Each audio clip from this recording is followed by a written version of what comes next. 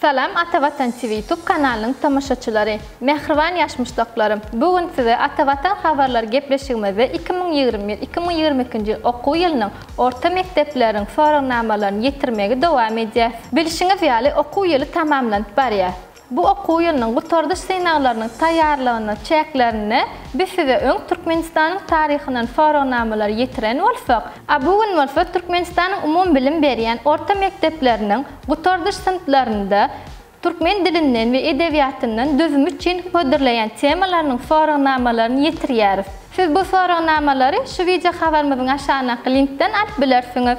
Hormatly ýaşlar, siz özüňize gyzykly hem peýdaly maglumatlar almak isleseňiz, atavatan-turkmenistan.com saytynyň tapyp bilersiňiz we Atavatan TV YouTube kanalymyzy iýerlemege dowam ediň. Gepleşigimiziň indiki sanyna görüşýänçe hoş, sag bolun.